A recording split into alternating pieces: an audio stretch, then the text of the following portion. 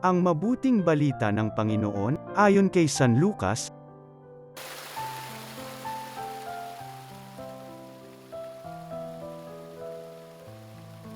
Noong panahong iyon, sinabi ni Jesus sa kanyang mga alagad, "Maging mahabagin kayo gaya ng inyong ama. Huwag kayong humatol at hindi kayo hahatulan ng Diyos. Huwag kayong magparusa at hindi kayo parurusahan ng Diyos. Magpatawad kayo sa inyong kapwa, at patatawarin kayo ng Diyos. Magbigay kayo, at bibigyan kayo ng Diyos.